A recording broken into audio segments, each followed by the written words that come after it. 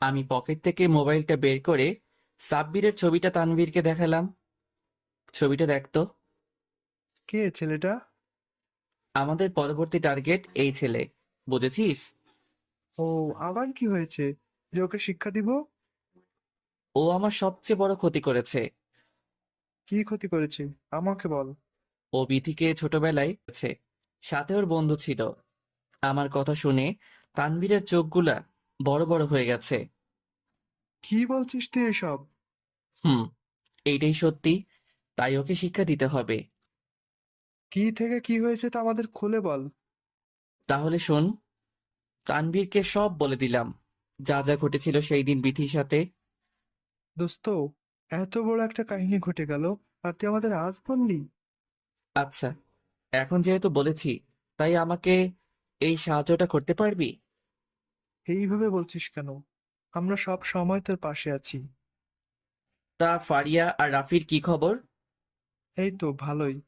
তুই নাই, তাই এখন আর আড্ডা দেওয়া হয় না। কিভাবে দিব? অফিসের কাজ, আবার বাসায় একটা পাগল আছে, ওকে সামলাতে হয়। সব মিলিয়ে বিজি থাকি। আর আমাদের সময় কে দিবে? ওকে, একদিন জমি আড্ডা দিব। ওকে, তাহলে আমি যাই।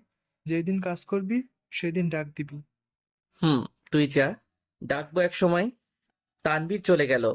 আমিও আবার আমার কাজ করা শুরু করে দিলাম। কাজ করতে করতে দুপুর হয়ে গেছে, অথচ সেই দিকে আমার কোনো খেয়াল নেই। খেয়ালটার ব্যতিক্রম ঘটল মোবাইলের রিংয়ের কারণে। স্ক্রিনে তাকিয়ে দেখি বিথির কল আসলো। কলটা রিসিভ করলাম।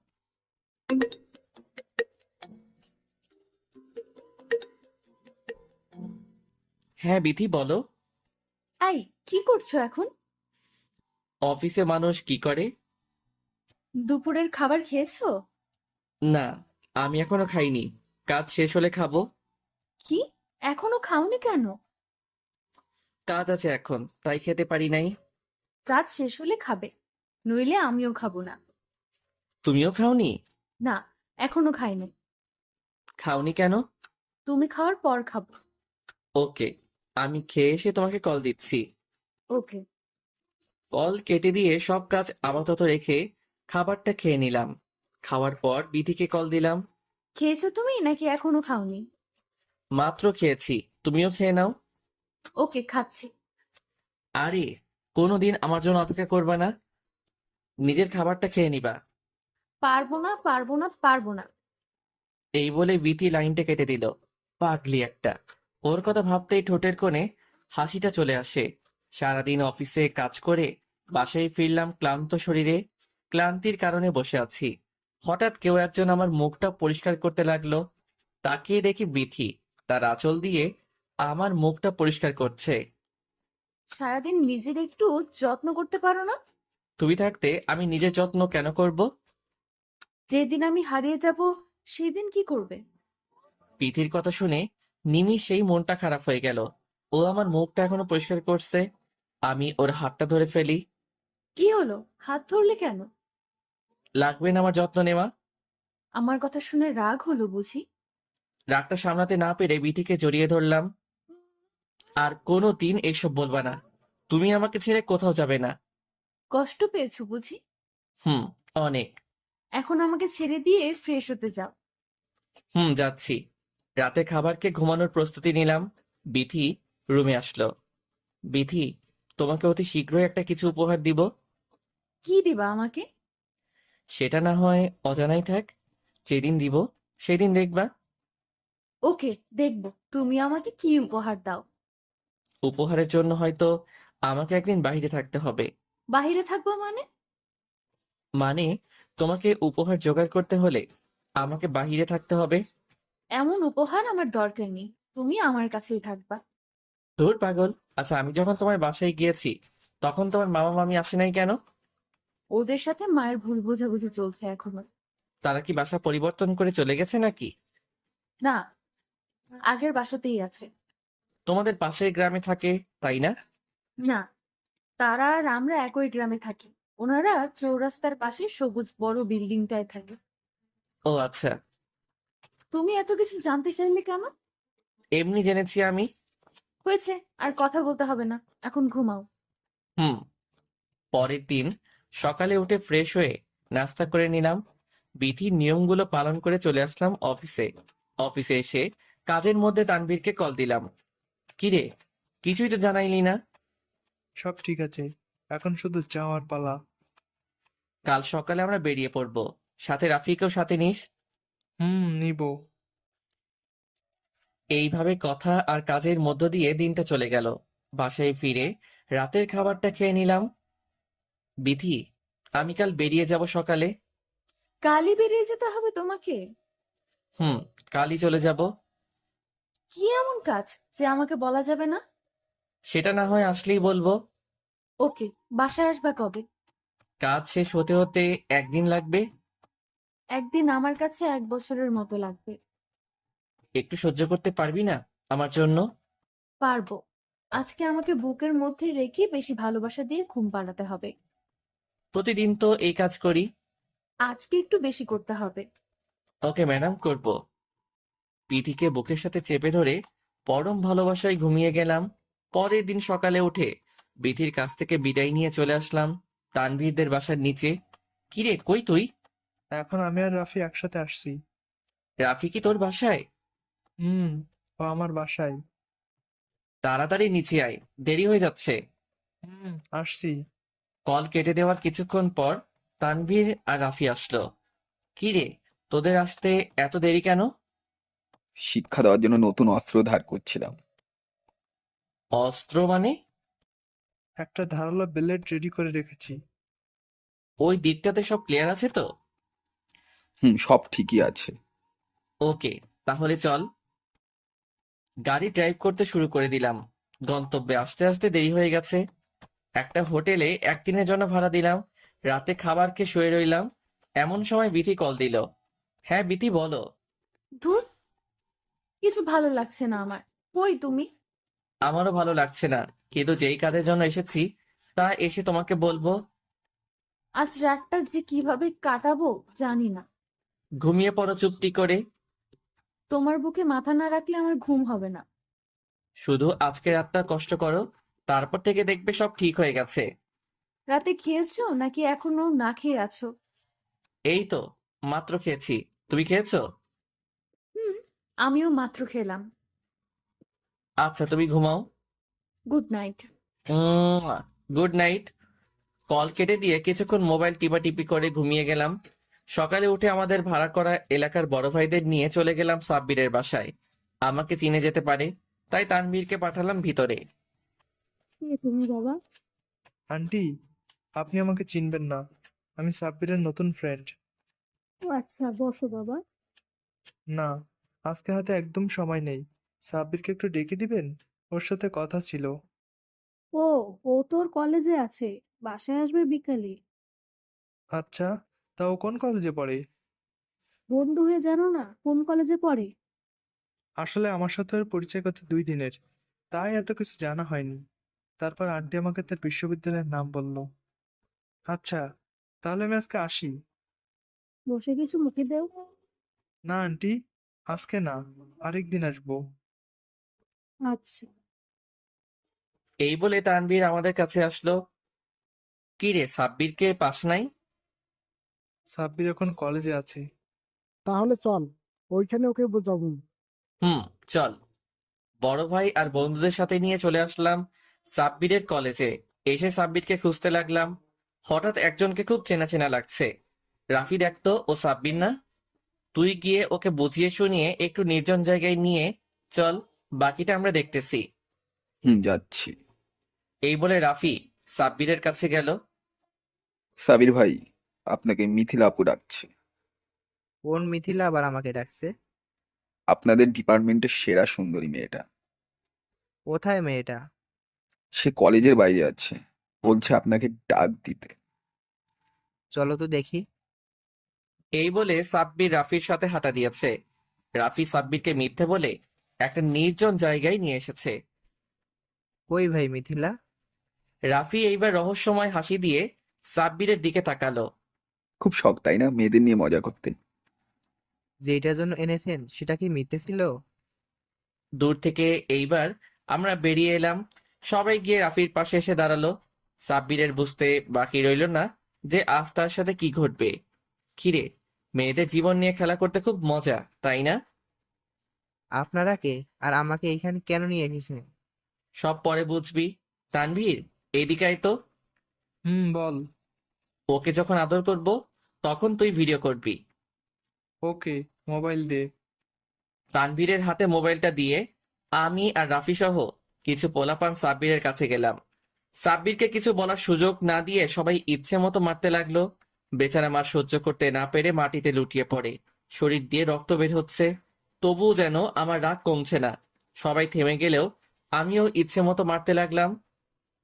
ইমন, বিথি ভাবি কল দিয়েছে। মাইরের মাঝখান দিয়ে তানভীর কথাটা বলে উঠল, ওকে তোরা ওকে সাইজ কর, আমি আসছি। এই বলে তানভীরের হাত থেকে মোবাইলটা নিয়ে দূরে চলে আসলাম। হ্যাঁ বাবু, বলো। এই, তুমি কি আমাকে ভুলে গেছো নাকি? বাবু, কাজ করছি, কাজ শেষ হলে কল দিব। দিবা কিন্তু। দিব। কল কেটে দিলাম। সাব্বিরের কাছে যেতেই খুব অবাক হয়ে গেলাম। সাব্বিরের শরীর দিয়ে আগের চেয়ে বেশি রক্ত বের হচ্ছে। তানভীরের দিকে তাকিয়ে দেখি ওর হাতে সেই ধারালো ব্লেডটা। কিরে, তুই কি পাগল হয়ে গেছিস নাকি? ওকে এটা দিয়ে আঘাত করলি কেন? হালকাভাবে আঘাত করেছে, এত বেশি ক্ষতি হয়নি। ওকে হাসপাতালে নিয়ে যাস। এলাকার পোলাপানদের বললাম। আমাদের কাজ শেষ, এইবার আমরা ফিরে যাই। তাই ভালো। রাফি আর তানভীরকে নিয়ে রওনা দিয়ে দিলাম। এইদিকে সাব্বিরের ফ্রেন্ডরা ওকে খুঁজে পেয়ে হাসপাতালে নিয়ে গেল। এইদিকে আমার বাসায় আসতে আসতে প্রায় রাত হয়ে গেছে। রুমে আসতেই বিথি আমাকে জড়িয়ে ধরলো। এই কি করছো? আমার পুরো শরীরে ঘাম লেগে আছে। তো কি হয়েছে? তোমার ঘাম আমার শরীরে লাগলেও খুব ভালো লাগে। আচ্ছা, আমাকে ফ্রেশ হয়ে আসতে দাও। না, আগে আমাকে জড়িয়ে ধরো, তারপর ফ্রেশ হতে যাবে। তোমার পাগলামি আর যাবে না। চুপচাপ যা করতে বলেছি তা করো। আমি আর কথা না বাড়িয়ে বিথিকে জড়িয়ে ধরলাম।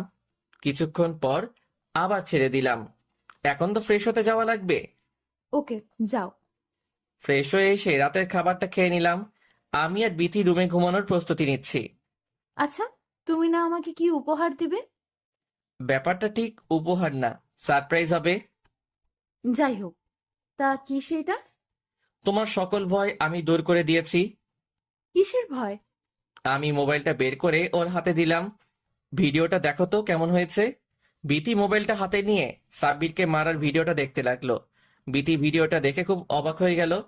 তুমি এই কাজের জন্য বেরিয়েছিলে? হুম, এই শিক্ষাটা দেওয়ার জন্য গিয়েছিলাম। তুমি আবার কেন ওইগুলো করতে গেলে? যে আমার পাগড়িটাকে কষ্ট দিয়েছে তাকে আমি এত সহজে ছেড়ে দিব? কখনোই না। তাই বলে কি এত মারতে হবে নাকি? তোমার বুঝি মায়া হচ্ছে ওর জন্য? না, আমার কাছে অনেক খুশি লেগেছে। এতদিনে আমার ভয় আর রাগটা কমেছে। ওকে, এখন ঘুমিয়ে পড়ো। এইভাবে কেটে গেল কয়েকটি মাস। অফিসে বসে কাজ করছি, এমন সময় বিথির কল আসলো। হ্যাঁ বিথি, বলো। এই, তাড়াতাড়ি বাসায় আসতে পারবে? এখন তো আমি অফিসে আছি, কিভাবে আসবো? না, তোমাকে আসতেই হবে, আমি কিছুই জানি না। এই বলে বিথি কল কেটে দিল। এত তাড়াতাড়ি আসতে বললো কেন? কোনো সমস্যা হয়নি তো? কাজ ফেলে রেখে দ্রুত গাড়ি নিয়ে চলে আসলাম বাসায়।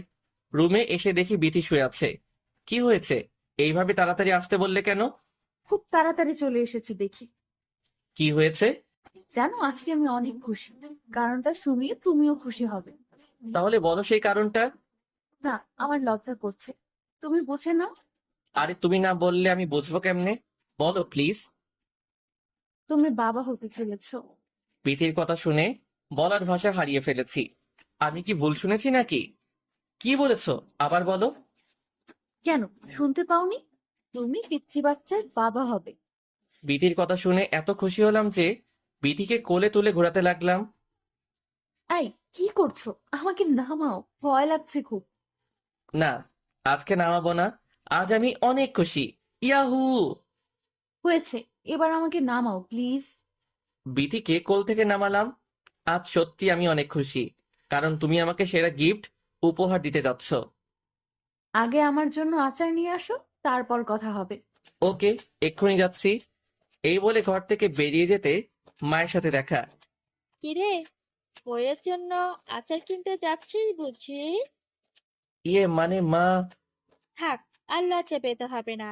এখন যে কাজের জন্য যাচ্ছি সেটা কর। হুম। দোকানে এসে বিথির জন্য নানান ধরনের চাটনি কিনলাম, বাসায় এসে বিথিকে দিলাম। এই নাও আচার, আর আজ থেকে তুমি কোনো কাজ করবে না। তাহলে কাজ করবে কে সব? তোমার সব আমি কাজ করে দিব। তোমার কাজ হচ্ছে আমার পিচ্চিটার খেয়াল রাখা। তাহলে আমার খেয়াল কে রাখবে? তোমার খেয়াল আমি রাখবো। ওকে, দেখবো কেমন খেয়াল রাখতে পারো। হুম। তুমি এখন রেস্ট নাও, আমি আসছি। কই যাও তুমি? আসছি, তুমি শুয়ে থাকো। এই বলে বাসা থেকে বেরিয়ে তানভীরকে কল দিলাম। দোস্ত, একটু আড্ডা দেওয়ার জায়গায় আসতে পারবি? কেন? এখন আবার কি কাজ? তাড়াতাড়ি আয়, সব বলছি। ওকে। কল কেটে দিয়ে রাফিকে কল দিলাম। হ্যাঁ দোস্ত, বল। দোস্ত, একটু আমাদের আড্ডা দেওয়ার জায়গায় আসতে পারবি? ওকে, আমি আসছি। কল কেটে দিয়ে ফারিয়াকে কল করলাম। কিরে, এতদিন পর আমার কথা মনে পড়লো? এত কথা বলার টাইম নেই, আমাদের আড্ডাখানায় তাড়াতাড়ি আয়। কেন? এত জরুরি কেন? আসতে বলেছি, আসবি ব্যাস। ওকে, আসছি। কল কেটে দিয়ে আমি দ্রুত আড্ডাখানায় চলে গেলাম। গিয়ে দেখি একটা শালাও আসলো না। ওদের জন্য অপেক্ষা করতে লাগলাম। কিছুক্ষণ পর তিনজন একসাথে আসলো। কি রে, তোদের আসতে এত দেরি হলো কেন? আরে ভাই, কল দিলে তো আর আসা যায় না, আমাদেরও তো কিছু কাজ থাকে। এখন এত কথা বাদ দে, আগে বল কেন ডেকেছিস? আজকে তোদের মন খুলে ট্রিট দিব, তাই ডেকেছি। কারণটা কি? আজ তোকে অনেক খুশি খুশি লাগছে। ঠিক ধরেছিস, আজকে আমি সত্যি অনেক খুশি। তা কিসের জন্য এত খুশি? কারণটা বলবি তো? আগে একটা রেস্টুরেন্টে চল, তারপর সব বলবো। হুম। আজকে তোর সব টাকা খরচ করব। আচ্ছা করিস। সব হারামিগুলোকে নিয়ে একটা রেস্টুরেন্টে বসলাম। ওরা ওদের পছন্দের খাবার অর্ডার করে দিয়েছে। এইবার বল কারণটা কি? জানিস, আমি বাবা হতে চলেছি। বাহ, খুব খুশির সংবাদ। অভিনন্দন জানাই। শালা, এত তাড়াতাড়ি খেলে দিয়েছিস? এই বলে ওরা হাসাহাসি করতে লাগলো। ওই শালা, কেলিয়ে দাঁত ভেঙে দিব কিন্তু। তানভীর, ঠিকই বলেছিস। কেমন করলি কামটা? এই, তোরা চুপ থাকবি? তোদের বেলা আসুক, তারপর দেখাবো মজা। বন্ধু, আমি মজা করেছি, মাইন্ড করিস না। আরে ধুর, মাইন্ড নেওয়ার কি আছে। এইভাবে ওদের সাথে কতক্ষণ আড্ডা দিয়ে বাসায় চলে আসলাম। এসে দেখি বিথি অপ্রয়োজনীয় কাজ করছে। এইটা দেখে মেজাজ গরম হয়ে গেছে। এই তোমাকে না বললাম কাজ না করতে, তাহলে এইগুলো কেন করছো? আমি এখনো পুরো অসুস্থ হয়ে যাইনি, কাজ করতে পারবো আমি। তবুও তুমি কোনো কাজ করবে না। একটু করলে সমস্যা নেই তো। একবার বলেছি না এইসব না করতে। আমার কোনো কথাই তো তুমি শুনছো না। আমার ধমক খেয়ে বিথি একবারে চুপ হয়ে গেছে, আর ভয় পেয়েছে অনেক। আমার কোনো কথার জবাব না দিয়ে চলে গেল রুমে। কিছুক্ষণ টিভি দেখে রুমে এসে দেখি লাইট অফ করা। লাইটটা অন করে দেখি বিথি বিছানার এক কোণে গাল ফুলিয়ে বসে আছে। হয়তো আমার কথায় কষ্ট পেয়েছে। আমি গিয়ে ওকে ধরলাম। এই, তুমি আমাকে ধরবে না। ও মা, আমার পাগড়িটা বুঝি আমার সাথে খুব রাগ করেছে। এই বলে বিথিকে শক্ত করে জড়িয়ে ধরলাম। এই পাগলি, আমি কি তোমার খারাপ চেয়েছি নাকি? দেখো, তুমি যদি কাজ করো, আল্লাহ না করুক তোমার কোনো ক্ষতি হয়ে গেলে আমার কি হবে? তাই বলে আমাকে ধমক দিবে? ওকে বাবা, সরি, আর দিব না। এইবারের মতো মাফ করে দাও। দিব, একটা শর্তে। বলো, রাজি কিনা? কি সেই শর্ত? আমাকে প্রতিদিন ঘুম পাড়িয়ে দিতে হবে। ওকে রাজি। তুমিও কোনো কাজ করবা না? ওকে, করবো না। রাতে বিধির কথা মতো ওকে ঘুম পাড়িয়ে দিয়ে আমিও ঘুমিয়ে গেলাম।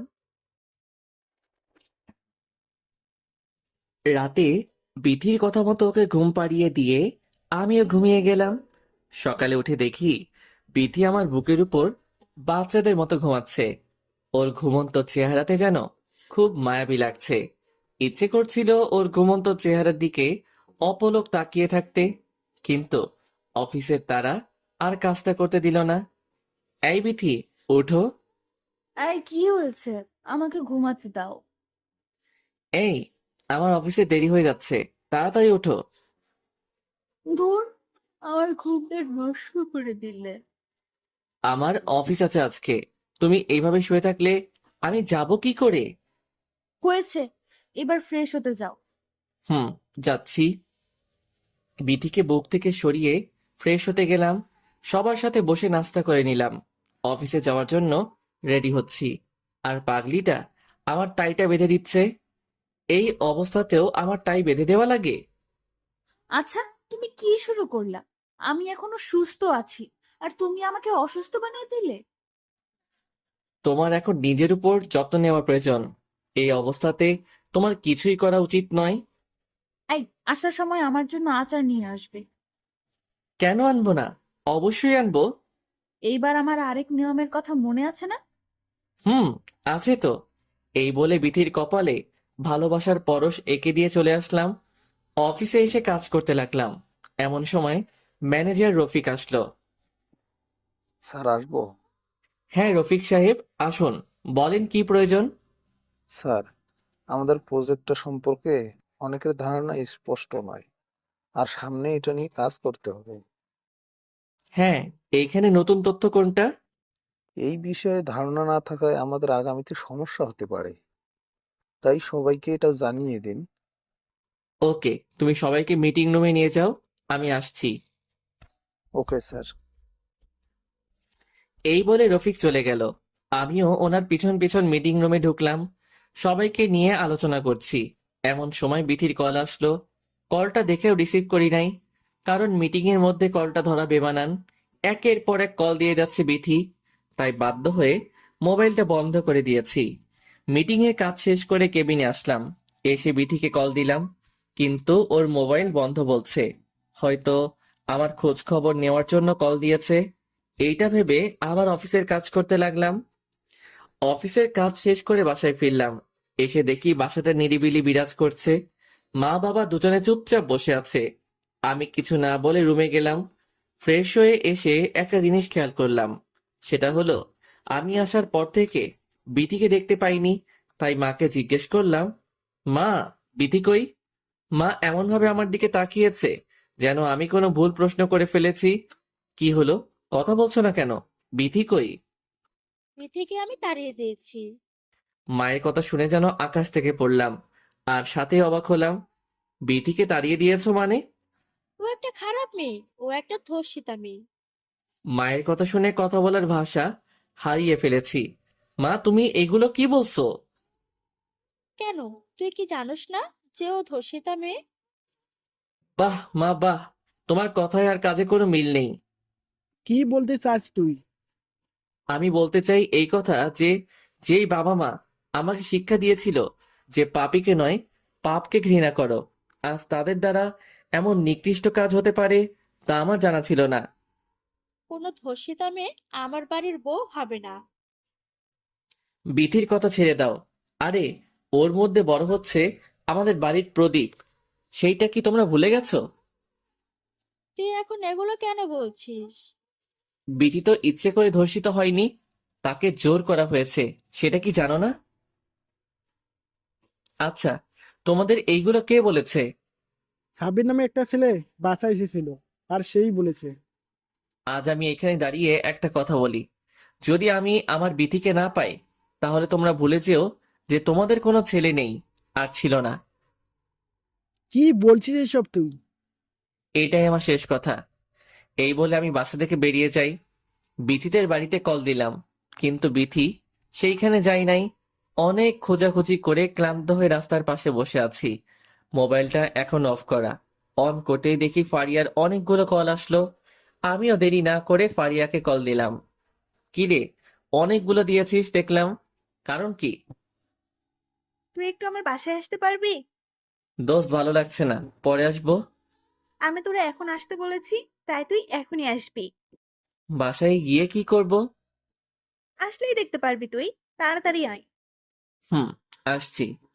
ফারিয়ার জোরাজুরিতে আর না গিয়ে পারলাম না। ফারিয়ার বাসায় গিয়ে কলিং বেল চাপ দিলাম। ফারিয়া দরজাটা খুলে দিল। কিরে, ডাকলি কেন?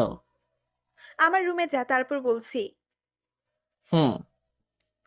আমি ফারিয়ার রুমে ঢুকে অবাক হয়ে যাই, কারণ সেইখানে বিথি আছে। বিধিকে শক্ত করে জড়িয়ে ধরে কান্না করে দিলাম।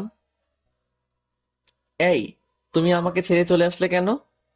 কে বলেছে আমি চলে আসছি? আমি তো তোমাকে ছাড়া থাকতে পারবো না। তাহলে তুমি বাড়ি থেকে বেরিয়ে আসলে কেন? কি করব? মা বাবা আমাকে ভুল বুঝেছে। ওনারা আমাকে জোর করে বের করে দিয়েছে। আমার জন্য একটু অপেক্ষা করতে পারলে না? আমি অনেকবার মাকে বলেছিলাম যে তুমি আসার পর যা সিদ্ধান্ত হয় তা আমি মেনে নিব, কিন্তু মা আমার কোনো কথাই শুনলো না। মা তোমাকে ভুল বুঝেছে। সত্যিটা মা বুঝতে পারে নাই। আমাকে তো কল করতে পারতে। তোমাকে অনেক কল দিয়েছি, কিন্তু তুমি ধরো নাই। চলো এখন আমরা বাসায় যাব। আমার যেতে ভয় করছে বাসায়। কেন? ভয় করবে কেন? কোনো ভয় নেই, চলো এখান থেকে। বিতির হাত ধরে যে পা বাড়ালাম, ঠিক তখনই ফারিয়া রুমে আসলো। কিরে, চলে যাচ্ছিস? হুম, যাচ্ছি। আচ্ছা, তুই বিথিকে কই পেয়েছিস? আমি মার্কেট করে আসার সময় দেখি পিথি রাস্তা দিয়ে হাঁটছে আর চোখে পানি ফেলছে। পরে ওকে পাশে নিয়ে আসি। ধন্যবাদ দিয়ে তোকে আর ছোট করব না। আচ্ছা, এখন আমরা আসি। সাবধানে যাস। বিথিকে নিয়ে বাসায় চলে আসলাম। বিথির দিকে তাকাতেই দেখি খুব ভয় আছে। কলিং বেল চাপ দিয়ে দুজনে দাঁড়িয়ে আছি। কিছুক্ষণ পর মা এসে দরজা খুলে দিল। দুজনে চুপচাপ দাঁড়িয়ে আছি, কেউ কোনো কথা বলছি না। কিরে, ভেতরে ঢুকবি না? আমরা কোনো জবাব না দিয়ে চুপচাপ ভিতরে আসলাম। এমন সময় মা বিথির কাছে হাত জোর করে বলতে লাগলো, মারে, আমি তোকে ভুল বুঝেছি, অনেক কথা শুনিয়েছি। আসলে দোষটা আমারই ছিল। তুই আমাকে মাফ করে দে। এ কি মা, আপনি এটা কি করছেন? আপনি তো সঠিক কাজ করেছেন, আর আপনি আমাদের জান্নাত। আপনি এভাবে ক্ষমা চাচ্ছেন কেন? আমি ঠিক বিচার না করে তোর উপর মিথ্যে অপবাদ দিয়েছি সাময়িকের জন্য। আমি তোর কাছে অপরাধী হয়ে গেলাম। মায়েরা কখনো সন্তানের কাছে মাফ চায় না। আপনিই তো আমার সব। বিথির কথা শুনে মা বিথিকে বুকের সাথে জড়িয়ে নিল। দুজনের চোখে পানি টলমল করছে। ওদের মিল বন্ধন দেখে নিজের কাছেও খুব খুশি লাগছে। সেখানে দাঁড়িয়ে না থেকে রুমে চলে আসলাম। কিছুক্ষণ পর বিথিও রুমে আসলো। তুমি আজকে আমাকে ভয় পাইয়ে দিয়েছো। জানো আজকে আমার কতটা টেনশন হয়েছিল? ওলে আমার বাবুটা লে, আর কষ্ট দিব না বাবুটাকে। আমার মনে হয়েছিল যেন আমি তোমাকে হারিয়ে ফেলেছি। এই, এই কথার কোনো দিন বলবা না। আমি তোমাকে কোনো দিন হারাতে দিব না। প্রমিস দাও। ওকে, দিলাম। আচ্ছা, আজকে কি সাব্বির বাসায় এসেছিল? হুম, আসছিল। জানো, ওকে দেখে আমি অনেক ভয় পেয়ে গেছিলাম। ওকে এত মারার পরও শিক্ষা হয়নি? ওকে আবার বোঝাতে হবে। এই, বাদ দাও তো এসব মারামারি। ওকে দিলাম, বাট সাময়িকের জন্য। খাবার খাবে না? হুম, খাবো। তাহলে চলো। আজকে আমি তোমাকে খাইয়ে দিব। এইখানে খাবার নিয়ে আসো। এই প্রথম তুমি আমাকে খাইয়ে দিবে। হুম, দিব। ওকে, আমি এক্ষুনি নিয়ে আসছি। বিথি চলে গেল খাবার নিয়ে আসার জন্য। আমি এই সুযোগে তানবীরকে কল দিলাম। দোস্ত, কই তুই এখন? আমি তো বাসায়। কেন? আজকে বাসায় সাব্বির আসছিল, আর বাসায় অনেক ঝামেলা হয়েছে। ওই শালায় তোর বাসা আসছিল? হুম, আর বিথির নামে উল্টাপাল্টা কথা বলেছে, আর এই নিয়ে ঝামেলা হয়েছে বাসায়। এখন কি আর একটা শিক্ষা দিব নাকি? হুম, তাই দিতে হবে। তুই বড় ভাইদের বল ওকে যাতে পঙ্গু করে আমাকে পিক দেয়। ওকে, কাজ করে দেব। টাকা লাগবে অনেক। সব আমি দিব, তুই শুধু কাজটা করে দেওয়ার ব্যবস্থা কর। ওকে, করছি। দরজার দিকে তাকিয়ে দেখি বিথি খাবার হাতে নিয়ে দাঁড়িয়ে আছে। ওকে দোস্ত, আমি পরে কথা বলছি। বাই। এই বলে কল কেটে দিলাম। কি হলো, তুমি ওইখানে দাঁড়িয়ে আছো কেন? কি হলো? কল কাটলে কেন? কথা শেষ তাই কেটেছি। বলেছিলাম না এইসব বাদ দিয়ে দিতে। ওকে, 3 দিন পর দিব। তুমিও না খুব ফাজিল। কথা না বলে খাবারটা নিয়ে আসো। বিথি আমার সামনে খাবারগুলো সাজিয়ে রাখলো। এই কি, আমার খাবার কই? আজ আমরা দুজনে এক থালায় খাবো। হুম, এই বলে আমি খাবার হাতে নিয়ে বিধিকে খাইয়ে দিচ্ছি, আর বিধিও আমাকে খাইয়ে দিচ্ছে। আউচ! আই, কি হলো? আমার আঙ্গুল কামড়ে দিয়ে আবার বলছো কি হলো? আহারে, লেগেছে বুঝি? হুম, অনেক। এদিকে আসো, আমি আদর করে দিই।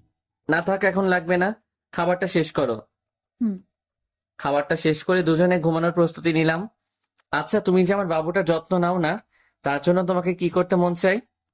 বাবুর যত্ন নিতে হবে না, তুমি আমার যত্ন নিলেই হবে। তোমারটা তো নিচ্ছি। যদি পিচিটা বলে ফেলে যে বাবা, তুই শুধু মায়ের যত্ন নিয়েছো, আমার নাওনি, তাহলে কি বলবে? আমার বাচ্চা সামলাবে তোমার মা, আর তোমার মায়ের বাচ্চা সামলাবো আমি। বাহ, ভালোই তো কথা বলতে পারো।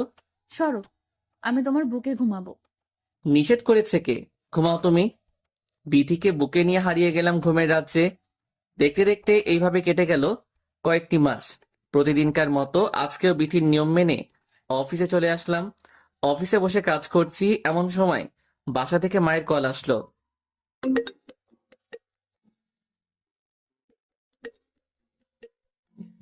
হ্যাঁ মা, বলো। বাবা, তুই একটু ইসলামিয়া হাসপাতালে আসতে পারবি? হঠাৎ হাসপাতালে গিয়ে কি করব? পেথির হঠাৎ করে পেটে ব্যথা উঠেছে, আমরা ওকে হাসপাতালে নিয়ে আসি। কি?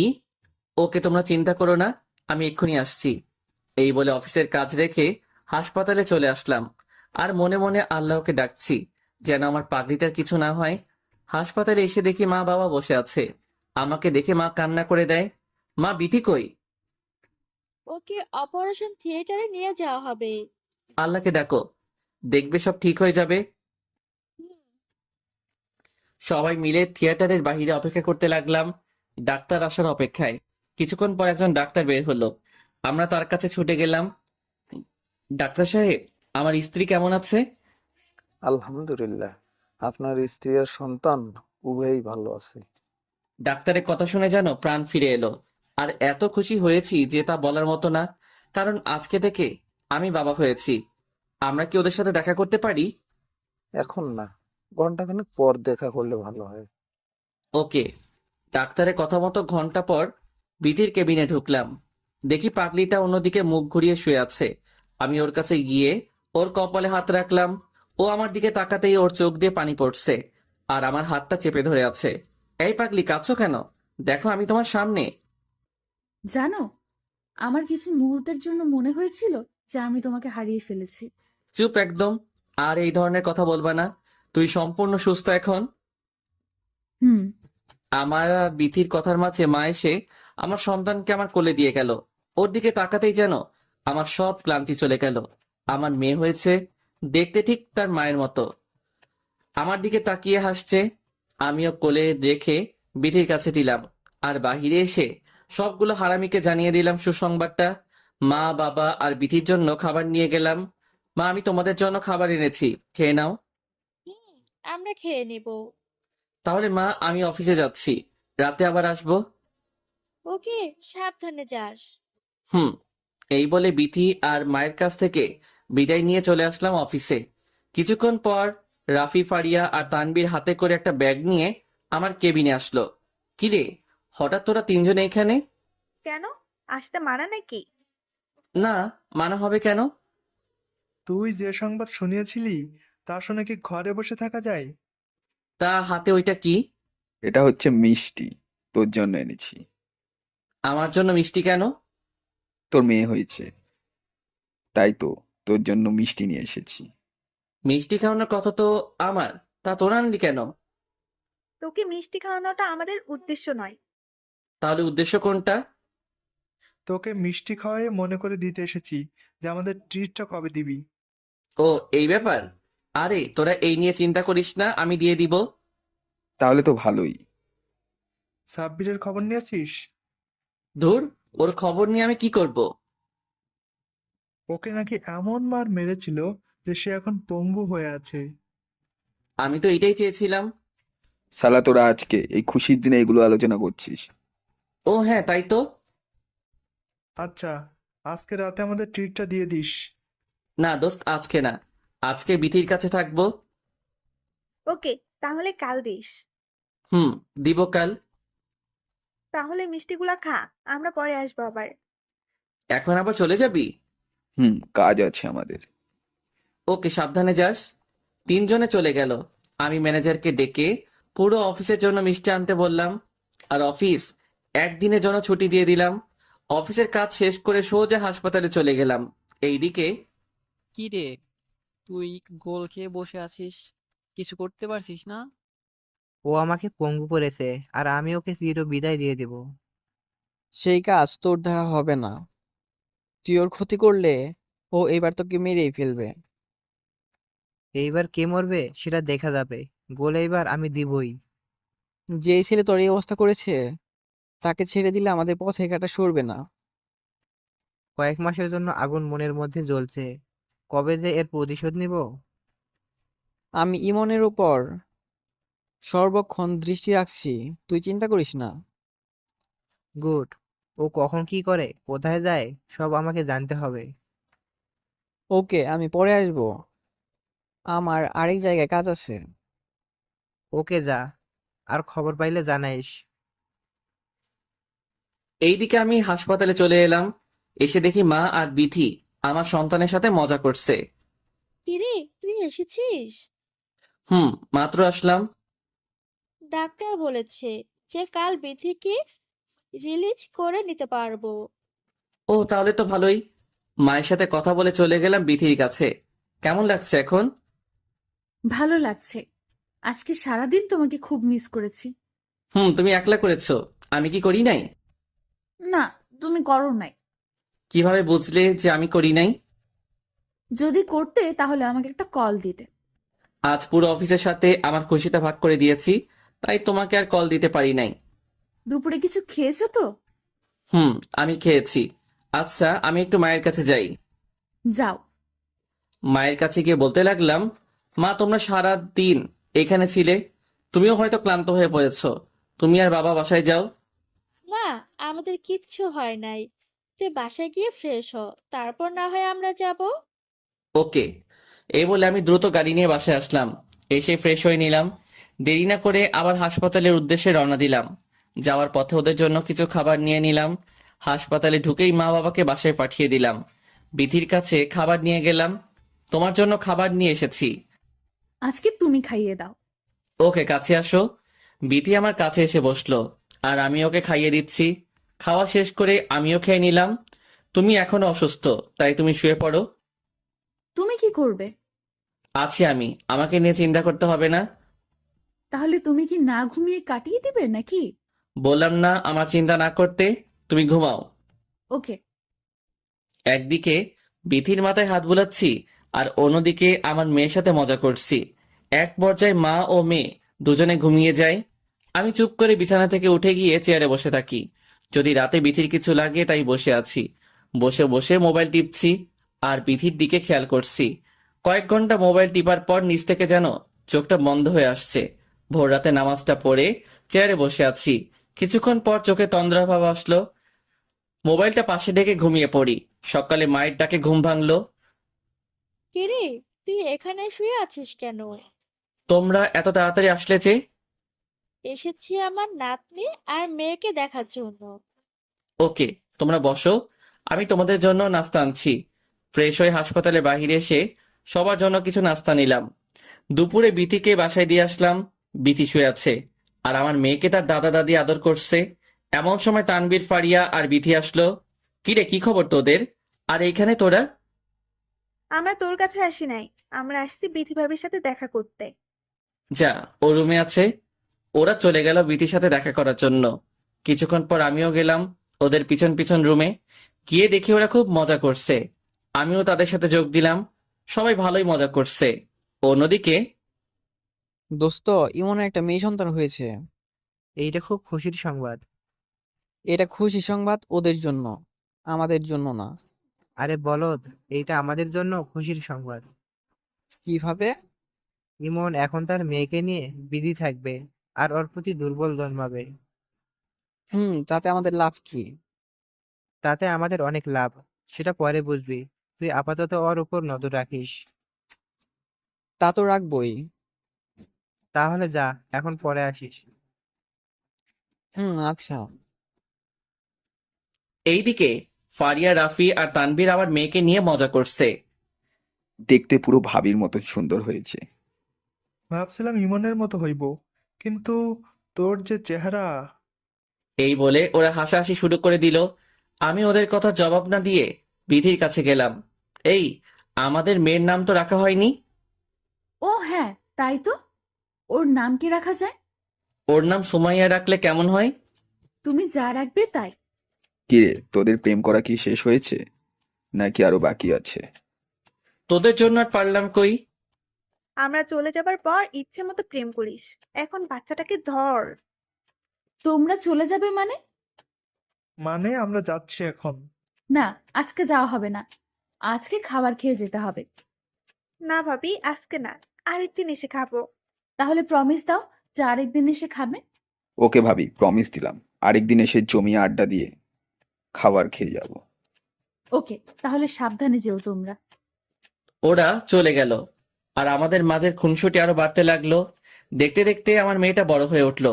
ওর বয়স 6 বছর।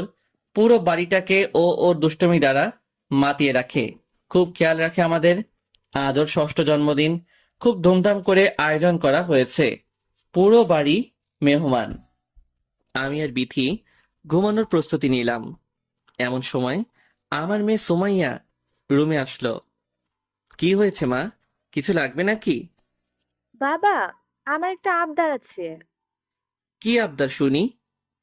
আমাকে আর মাকে নিয়ে তোমাকে ঘুরতে যেতে হবে।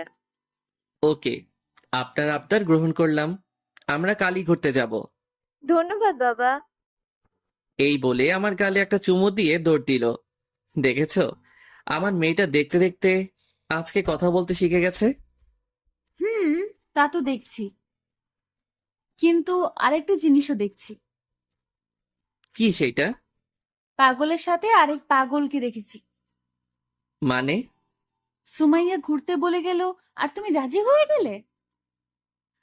আমার মেয়ে ঘুরতে যেতে চেয়েছে আর আমি ওকে না করে দিব? তা কবে? কাল যাবে ঘুরতে? কাল যাব আমরা। বিকেলে গাড়িতে উঠবো। আচ্ছা, তাহলে তো কাপড় গোছাতে হয়। কাল সকালে গুছাবো। এখন ঘুমাও, আমার খুব ঘুম পাচ্ছে। আমারও। সারাদিন কাজ করে ক্লান্ত।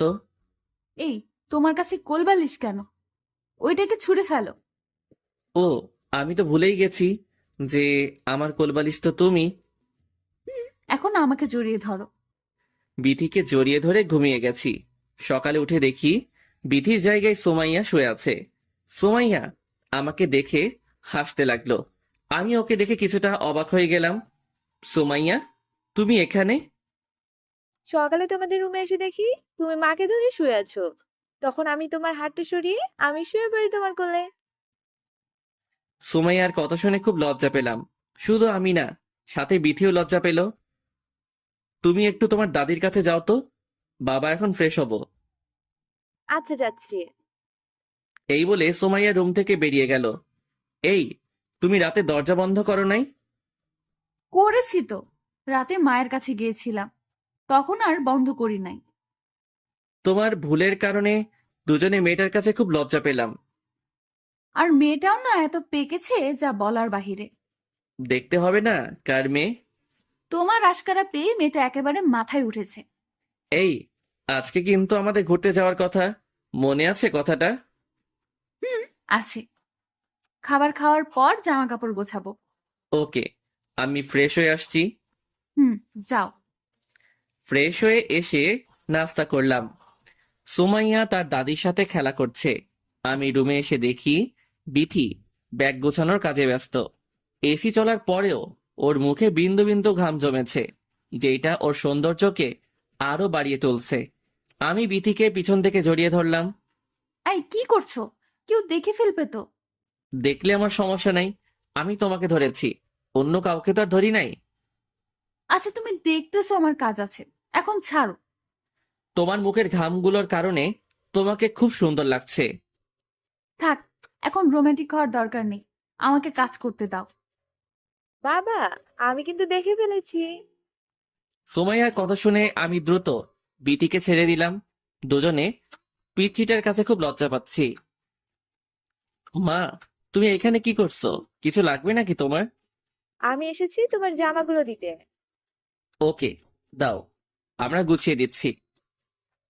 এই যে এগুলা। সুমাইয়ার হাত থেকে জামাগুলো নিয়ে বিথিকে দিলাম। সুমাইয়া রুম থেকে চলে গেল। আচ্ছা, তোমার কি কোনো জ্ঞান বুদ্ধি নেই?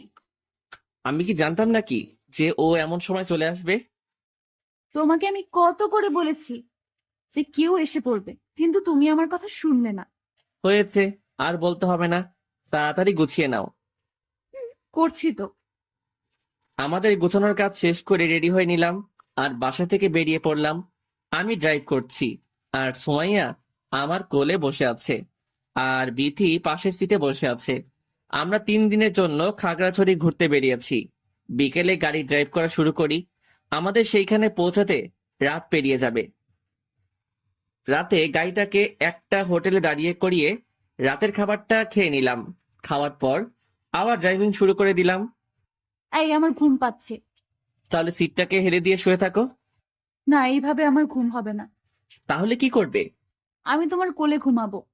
দেখো না, আমার মা আমার কোলে ঘুমিয়ে আছে। এই, ওইটা কিন্তু আমার জায়গা। এটার ভাগ আমি কাউকে দিব না। এখন কি করব তাহলে? সুমাইয়াকে আমার বুকে দাও আর আমি তোমার কোলে শুয়ে পড়ি। তোমাকে নিয়ে আর পারা যায় না। পারতে হবে না। এই বলে বিথি আমার কোলে ঘুমিয়ে পড়ল। আমি বিথির মাথায় হাত বুলাচ্ছি আর বিথি চুপ করে শুয়ে আছে। ভোর রাতে আমরা খাগড়াছড়ি হোটেলে গিয়ে উঠলাম, কিন্তু বিথির জন্য আমি গাড়ি থেকে নামতে পারছি না। এই বিথি, উঠো। কি হয়েছে? ডাকছো কেন? আমরা এসে গেছি তো। হোটেলে যাবে না? যাচ্ছি।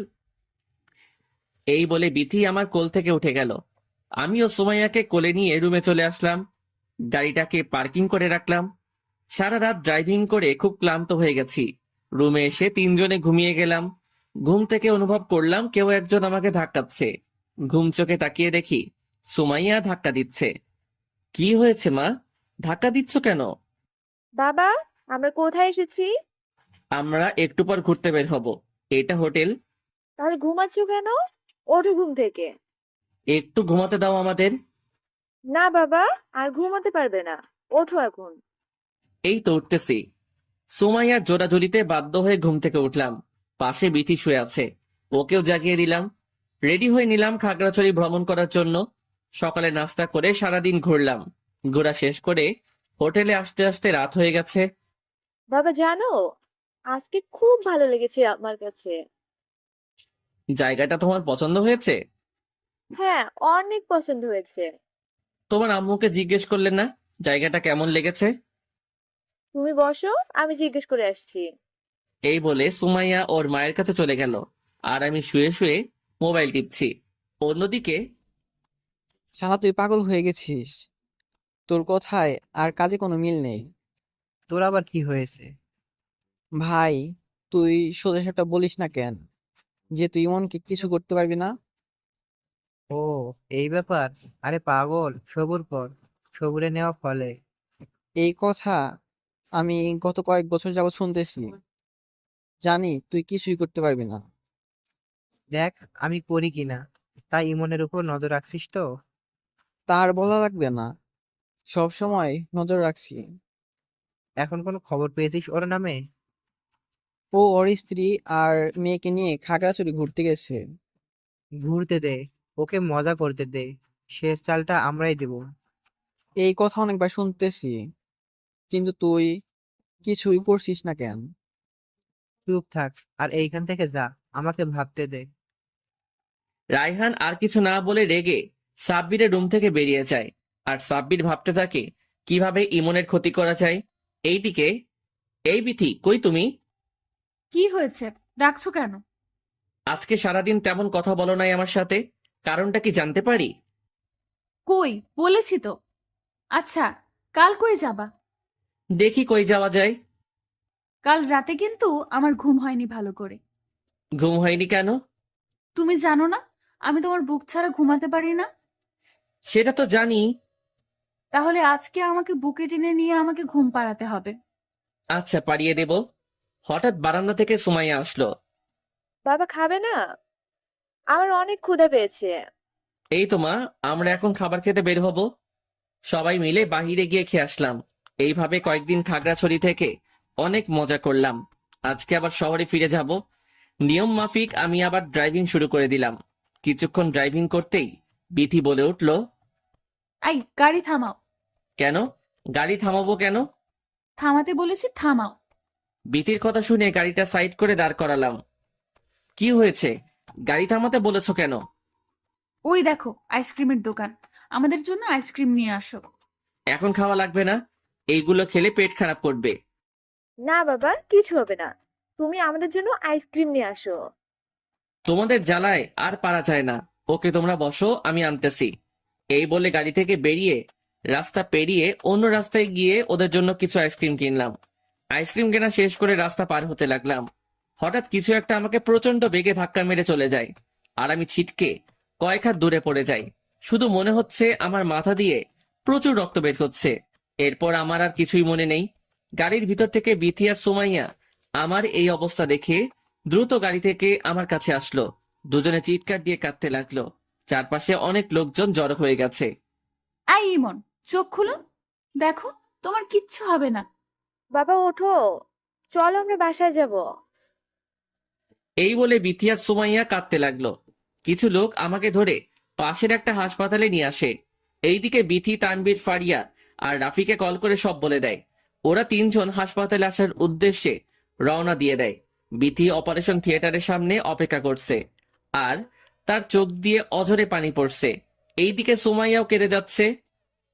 মা কান্না করো না, তোমার বাবার কিচ্ছু হবে না। বাবা কি আমাদের সাথে আগের মতো মজা করতে পারবে? হুম, পারবে। তুমি কান্না করলে তোমার বাবার কষ্ট হবে অনেক।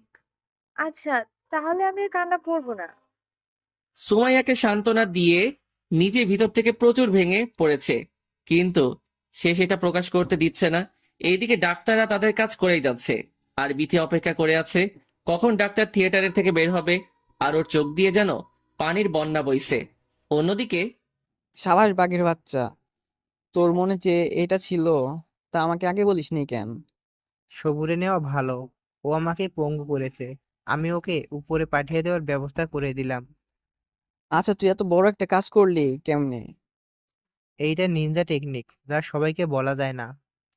বেচার এখন হাসপাতালের বেডে শুয়ে আরাম খাচ্ছে। আমার সাথে যে লাগতে আসবে তার আমি এই অবস্থা করে ছেড়ে দেব। কি রে, আজকে বাসায় আঙ্কেল আন্টি নাই? না, তারা বেড়াতে গেছে, কাল আসবে হয়তো। তুই আজকে আমার সাথে থাকবি। ওকে, থাকবো, আর সারাদিন মজা করব। ওইদিকে ইমন বিছানায় শুয়ে মৃত্যুর সাথে পাঞ্জা লড়ছে। এই খুশিতে আজকে সবাইকে ট্রিট দিয়ে দিস। তা তো দিবই। এইদিকে বাবা মা হাসপাতালে চলে আসলো। বিথি মাকে দেখেই মাকে জড়িয়ে ধরে কান্না করে দেয়, সাথে মাও কাঁদতে লাগলো।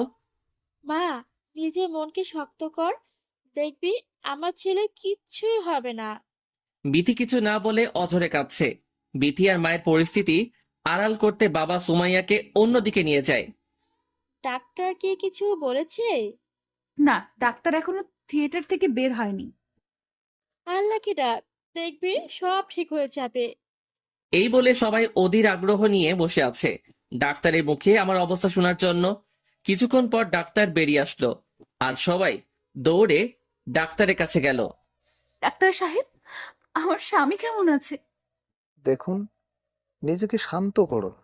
আমরা আমাদের সর্বোচ্চ চেষ্টা করে চলছি। তাকে যেইভাবেই হোক সুস্থ করে দিন। যা টাকা লাগবে আমরা দেব, তবুও তাকে সুস্থ করে দিন। দেখুন, সব তো আর টাকা দিয়ে হয় না। রোগীর মাথা দিয়ে প্রচুর ব্লাডিং হয়েছে, কিন্তু কখন জ্ঞান ফিরবে তা বলা যাচ্ছে না। এখন আল্লাহর কাছে দোয়া চান। এই বলে ডাক্তার চলে গেল। ডাক্তারের কথা শুনে বিথির কান্না আগের থেকে বেড়ে গেল, সাথেও মা কান্না করছে। তাদের একমাত্র সাহায্য যিনি করতে পারেন তিনি হলো আল্লাহ। এই মনোভাব নিয়ে বিথি আল্লাহর নিকট দোয়া চাইতে লাগলো। এইদিকে তানভীর আর রাফি, ফারিয়া দ্রুত হাসপাতালে চলে আসলো। তারা বিথিকে সান্ত্বনা দিতে লাগলো। তানভীর হয়তো কিছুটা সন্দেহ করতে লাগলো যে ব্যাপারটা কি হয়েছে। তানভীর ইশারায় রাফিকে ডাকলো। আমার আর বুঝতে বাকি রইল না যে কাজটা সাব্বিরের। আমারও মনে হয় যে ওই শালার কারণে আজ আমার বন্ধুর এই অবস্থা। ওকে যে আমার কি করতে মন চায় সেটা আমি নিজেও জানি না। চল আজকে সব প্রতিশোধ একসাথে তুলবো। ওকে, চল তাহলে। দাঁড়া, আমি ফারিয়ার কাছ থেকে বলে আসি। রাফি চলে গেল ফারিয়ার কাছে। ফারিয়া, তুই ভাবির কাছে থাক, তোর প্রয়োজন হতে পারে। কেন? তোরা কোথায় যাচ্ছিস? আমরা একটা কাজে যাচ্ছি, তুই থাকিস ওখানে। আমি জানি তোরা কই যাচ্ছিস। ওকে যা, সফলভাবে ফিরে আসবি। হুম। রাফি আর তানভীর চলে গেল সাব্বিরকে মারার উদ্দেশ্যে। অন্যদিকে দোস্ত, আমি একটু দোকান থেকে আসি, মোবাইলে টাকা ঢোকাবো। আমার জন্য সিগারেট নিয়ে আসিস। সাবধানে থাকিস, আমি হয়তো আসতে একটু দেরি হতে পারে। আচ্ছা। এই বলে রায়হান সাব্বিরকে একা রেখে চলে গেল। রায়হানের যাওয়ার কিছুক্ষণ পর রাফি আর তানভীর ঢুকলো সাব্বিরের রুমে। এ কি, তোরা এইখানে কি করতে এসেছিস? আমার বন্ধুকে অসহায় বানিয়ে তুই মজা করছিস এখানে। বেশ করেছি, আর তোদেরও করব, শুধু অপেক্ষা কর। ও আচ্ছা, আগে আমাদের হাত থেকে বেঁচে দেখা, তারপর আমাদের মারিস। মানে? মানে এখন দেখবি। এই বলে ধারালো অস্ত্র দিয়ে সাব্বিরকে কোপাতে লাগলো। কয়েকটা আঘাত করতেই সাব্বিরের প্রাণ চলে যায়। পুরো মেঝে রক্তে ভেসে আছে। রাফি আর তানভীর তাদের কাজ শেষ করে ফিরে যাচ্ছে হাসপাতালের উদ্দেশ্যে। হাসপাতালে যাওয়ার আগে তাদের রক্তমাখা জামা পরিবর্তন করে ফেলে। অন্যদিকে রায়হান কাজ শেষ করে সাব্বিরের রুমে ঢুকে অবাক হয়ে যায়। তার পুরো শরীর কাটা দিয়ে ওঠে। সাব্বিরের রক্তমাখা শরীর আর মেঝে দেখে কি করবে রায়হান তা ভাবতেই শিউরে উঠছে সে। হঠাৎ এগুলো কি করে হলো? না, এইখানে থাকা ঠিক নয়। পরে এর দায় আমিও ফেঁসে যেতে পারি। আমাকে এখান থেকে পালাতে হবে, কেউ দেখার আগে। এই বলে রায়হান সেইখান থেকে পালিয়ে যায়। এইদিকে বিথি আর মা বসে আছে আমাকে দেখার জন্য। কিছুক্ষণ পর একটা নার্স আসলো তাদের কাছে। আপনারা গিয়ে দেখতে পারেন রোগীকে, তবে কোনো শব্দ করবেন না ভিতরে। নার্সের কথা শেষ হওয়ার আগেই বিথি আর মা আর সুমাইয়া এবং বাবা আর ফারিয়া ঢুকে পড়ে কেবিনে। আমার পুরো মাথা ব্যান্ডেজ করানো, যেটা দেখে বিথি শব্দ করে কান্না করে দেয়। মা তাকে নানানভাবে সান্ত্বনা দেওয়া শুরু করে। সে কান্নাটাকে ভিতরে চেপে ধরে আমার পাশে বসলো, আমার গালে তার হাতটা রাখলো। এইদিকে আমার মেয়ে সুমাইয়া এসে বলতে লাগলো, বাবা, আমি আর কোনোদিন আইসক্রিম খাওয়ার জন্য বলবো না। তুমি আমাদের সাথে রাগ করেছো, তাই না? আমি আর কিছুর জন্য বায়না করব না। প্লিজ তুমি আমাদের সাথে কথা বলো। সুমাইয়ার কথাগুলো শুনে যেন বিথির বুকটা ফেটে যাচ্ছে। সহ্য করতে না পেরে সে কেবিন থেকে বেরিয়ে যায়। এইদিকে ফারিয়ার চোখেও পানি দেখা যাচ্ছে। তানভীর আর রাফি এর মধ্যে হাসপাতালে এসে গেছে। ভাবি, আপনাদের জন্য আমি খাবার আনছি, আপনারা একটু অপেক্ষা করুন। তোমরা দুজন কই গিয়েছিলে? একটা কাজ ছিল জরুরি, তাই দুজনে সেটা করতে গিয়েছি। ও আচ্ছা। তাহলে আমি গিয়ে খাবার নিয়ে আসি। তানভীর চলে গেল খাবার নিয়ে আসার জন্য। এর মধ্যে ডাক্তার আসলো। আমি সকল রিপোর্ট চেক করেছি, আল্লাহর রহমতে তেমন ক্ষতি হয়নি। এখন জ্ঞান ফেরার অপেক্ষায় আছি। জ্ঞান কখন ফিরবে তা কি বলা যাচ্ছে না? হতে পারে জ্ঞান এখন ফিরবে না, হতে পারে কয়েকদিন পর ফিরবে। সবই আল্লাহর ইচ্ছে। এই বলে ডাক্তার চলে গেল। বিথি মনে মনে আল্লাহর কাছে সাহায্য চাইতে লাগলো। কিছুক্ষণ পর তানভীর খাবার নিয়ে আসলো। সবাই খেয়ে নিল, শুধু দুইজন বাদে। তারা হলো বিথি আর মা। মা, আপনি খেয়ে নিন। না রে মা, খেতে মন চাচ্ছে না আমার। তুমি বরং খেয়ে নাও। আমি পরে খাবো, আর আপনার শরীরটা খারাপ করবে, তাই আপনি খেয়ে নিন। বিথির জোরাজোরিতে মা খাবারটা খেয়ে নিল, কিন্তু বিথি এখনো কিছু খায়নি। কিছুক্ষণ পর মায়ের কথা মতো বিথিও খাবার খেয়ে নিল।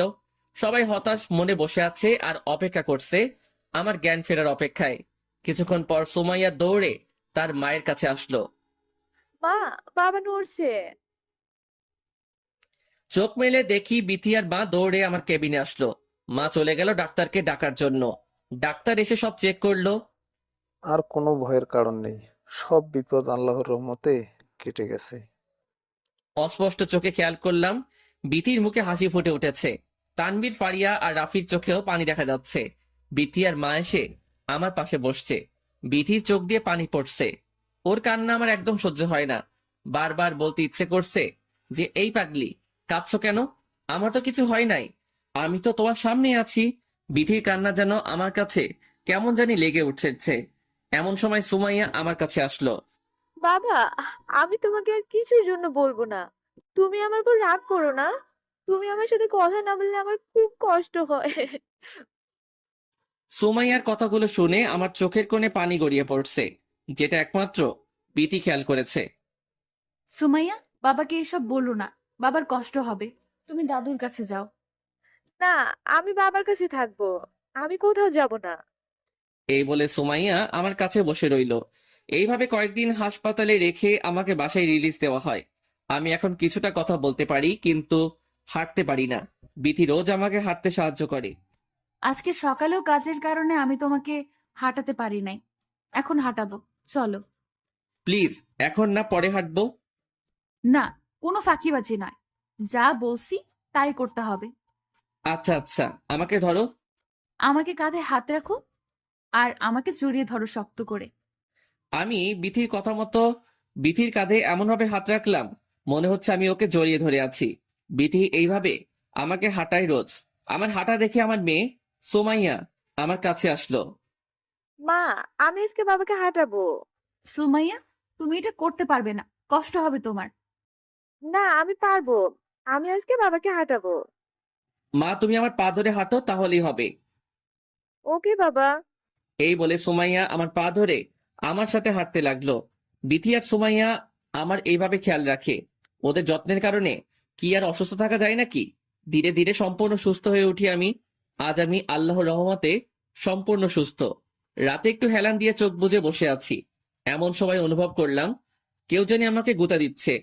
তাকিয়ে দেখি ফারিয়া, রাফি, তানভীর দাঁড়িয়ে আছে। আরে দোস্ত, তোরা তুই আজকে সম্পূর্ণ সুস্থ, তাই তোকে দেখতে এসেছি আমরা। এতদিন আসিস নাই কেন? আরে বেটা, আমাদের তো কিছু না কিছু কাজ থাকে, আজকে ফ্রি ছিলাম তাই এসে গেছি। বিথি কই? ভাবি আমাদের জন্য নাস্তা বানিয়ে নিচ্ছে। শুধু নাস্তা পানি কাজ হবে না, আমাদের সাথে রাতে খেতে হবে। ওকে আজকে খাবো আমরা। দোস্ত, একটা খবর শুনেছি। কি খবর? সাবির মারা গেছে। ওকে কে যেন কুপিয়ে হত্যা করেছে। ছেলেটাকে আমরাও মারলাম, আর এখন ও আমাদের ছেড়ে চলে গেছে। তুই কখন শুনেছিস যে ও মারা গেছে? কয়েকদিন আগে শুনেছি বিথির কাছ থেকে। আজকে একটা কথা শুনে রাখ। কি কথা? যে আমার বন্ধুর ক্ষতি করবে আমরা তাকে ছেড়ে দিব না। তার মানে তোরা? ঠিক ধরছিস। আমরাই সাবিরকে খুন করি।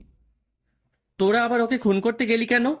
যে তোকে মারতে চেয়েছে তাকে কি আমরা এত তাড়াতাড়ি ছেড়ে দেব? তার মানে আমার অ্যাক্সিডেন্টের পিছনে সাব্বিরের হাত ছিল? তা নয় তো কি। বাহ, বন্ধুদের হাতটা অনেক লম্বা করলি। আজকে থেকে আর মারামারি করব না। আমিও তাই ভাবছি। এর মাঝে বিথির চলে আসায় কথা মাঝপথে থামিয়ে দিলাম। বিথি সবাইকে নাস্তা দিচ্ছে, সাথে আমিও খাচ্ছি। রাতে সবাই জমিয়ে খাবার খেলাম, অনেক আড্ডা দিলাম। রাফিয়ার, তানভীর এবং ফারিয়া চলে গেল। সুমাইয়া তার দাদির কাছে আছে। আমি আর বিথি ঘুমানোর প্রস্তুতি নিচ্ছি। বিথি কাজ করছে আর আমি ওকে পিছন থেকে জড়িয়ে ধরলাম। এই, কি করছো? দরজা বন্ধ আছে, কেউ দেখবে না, আর পালাতেও পারবে না। তাই নাকি? তা হঠাৎ এইভাবে জড়িয়ে ধরার কারণ? আদর পেতে চাই। না দিলে কি করবা? জোর করে নিব। জীবনেও পারবে না। বিথির কথা শুনে ওকে শক্ত করে জড়িয়ে ধরে চার ঠোঁট এক করে দিলাম। টানা 5 মিনিট পর ছেড়ে দিলাম। আর একটু হলে তো মরে যেতাম। তাহলে তুমি শিখিয়ে দাও আমাকে। তোমার লুচু পাঠকরা তো সব দেখছে, কিভাবে শেখাবো? এই মিয়ারা কি দেখেন? যান এখান থেকে, আর আমাকে কিছু শিখতে দিন। ওরা মনে হয় যাবে না, তোমার পাঠকেরা তোমার মতো লুচু। লাইট অফ করে দিলে আর দেখবে না। লাইট অফ করে দুজনে পাড়ি জমালাম অজানা ভালোবাসার গহীনে। এই যে ভাইরা আপুরা, কোথায় যেতেছেন? ভিডিও দেখেই চলে যাবেন সেটা তো হবে না, আমাদের চ্যানেলটা সাবস্ক্রাইব করতে হবে। তো তাড়াতাড়ি আমাদের চ্যানেলটা সাবস্ক্রাইব করুন।